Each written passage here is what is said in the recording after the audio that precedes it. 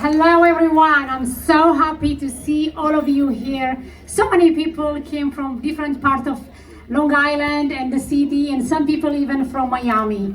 I would love to thank the organizer, my friend Avi Sivan. You are two heroes. Mitch and Erica, God bless you. For months, they were planning this event, and really incredible to be here. So you heard it all. It has been a difficult time since October 7 for us as Americans, as the Jews, and to see our Jewish land, Israel, being attacked by evil Hamas, who took away so many lives, and just in one day, in a holy day, on Simchat Torah. We will never gonna forget that. And at the same time, to think we still have 120 hostages in Gaza. This is unreal. And what our president is doing? Nothing. We are talking about 8 American citizens, children, women, still in Gaza. And then when Israel trying to fight the evil, what the world is saying? No, don't touch them. This is unreal. When Iran sending over 300 missiles and rockets, to attack the civilians of Israel, and the world again, like nothing happened, not a big deal. And then you see the war from the earth, when firing non-stop. Ladies and gentlemen, we are facing the most difficult time of our nation. As we try to support our Israel, you see the anti-Semitism out of control. The terrorist supporters, the thing they can intimidate us and create a fear and to stop our love to Israel. We will never will stop to support Israel.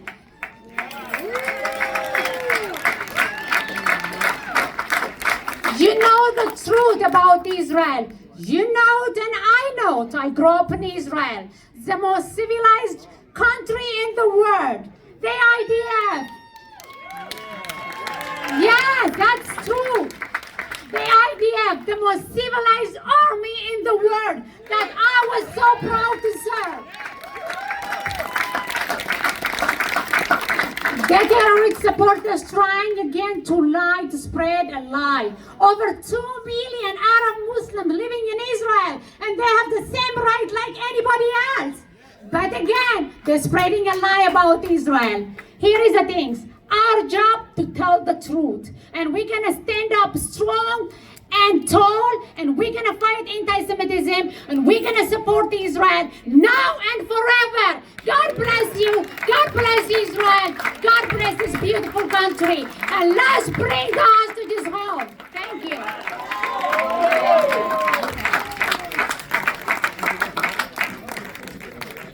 Next time you see the name Mazi Pilip on the ballot, you better as hell vote for her.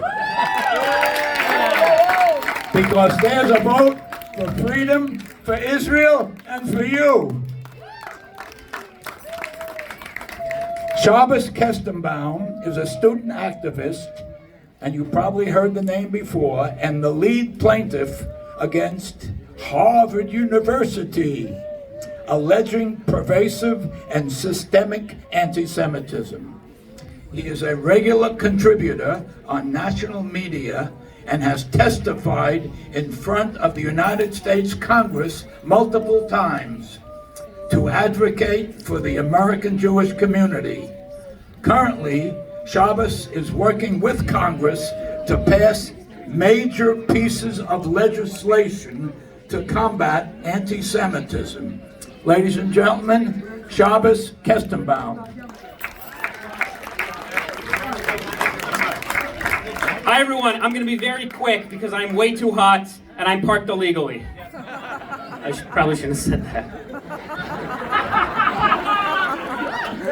My name is Shabbos Kestenbaum. I am a proud Orthodox Jew. I am a proud first-generation American. And as of 5 months ago, I am the proud plaintiff suing Harvard's ass for their failure to combat anti-Semitism on their own campus.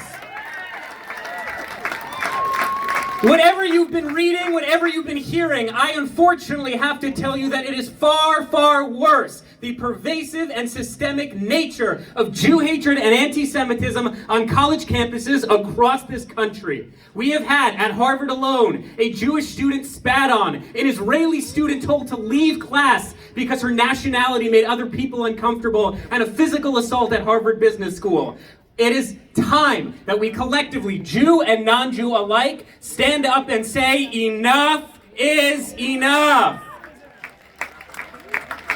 But much more importantly, Idan Alexander, Itai Chen, Sagoy Chen, Hirsch, Goldberg, Poland, Gadi Chagai, Judith Weinstein Chagai, Omer Nutra, Keith Siegel, these are the names of the 8 American hostages being held in the Gaza terror tunnels right now. It is inexcusable, it is unacceptable, and it is anti-American. And these are the 8 names that we have plastered all over Harvard University campus, only to have them torn down, ripped, and thrown out. But what the morons at Harvard, what the morons at Columbia, and what the morons across college campuses don't realize is for every one poster they rip down, we hang up 10 more.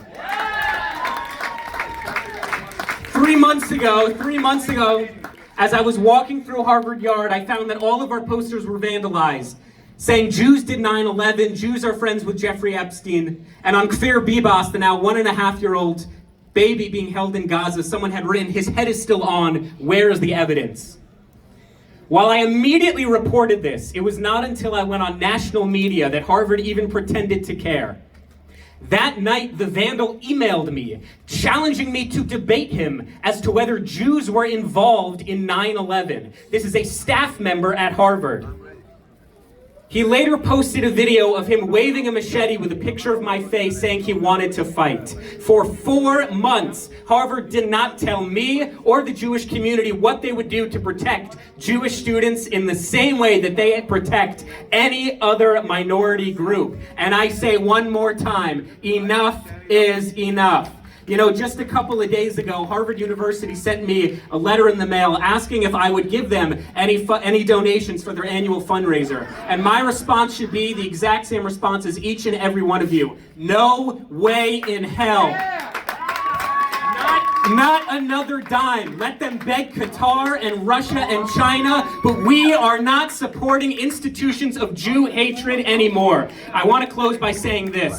Abraham Johann Must was a Dutch theologian. He was protesting the Vietnam War one night. He was by himself. There was no one with him. Someone asked him, "Why are you doing this? Why are you protesting? There's no one next to you. Everyone had gone to sleep. You're in front of the White House. Nixon isn't there. You're not going to change the situation in Vietnam. You're not going to change the world." And Abraham Johann Must looks at him and says, "I'm not doing this to change the world. I'm doing this so the world doesn't change me."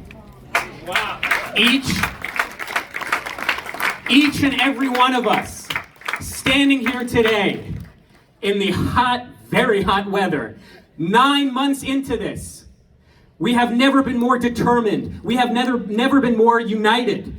In the face of adversity and in Jew hatred, we are proud to be Jews. We are proud to be Americans. We are proud to stand up for our values. And to my professors, to my classmates who support Hamas and Hezbollah and the Houthis and chant globalize the Intifada and resistance is justified, no mask nor keffiyeh will ever be able to hide or cover your unvarnished Jew hatred. And I got news for those classmates. My family, Lottie and Aaron, Mask and Emily, Hannah and Asher, they live between the river and the sea, and they're not going anywhere.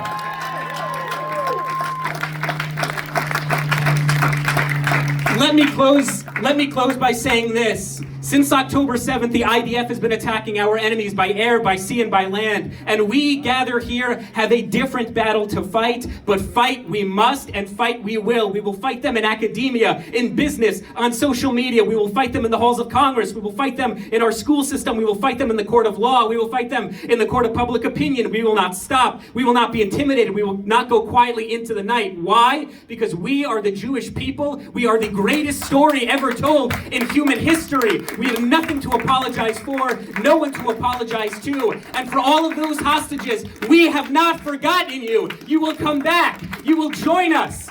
You are on our hearts and our minds, on our Shabbat tables, on our conferences, on our gatherings. You will come home, and we call out our feckless leaders to make sure that the hostages are front and center. We have not forgotten you. Am Yisroel Chai.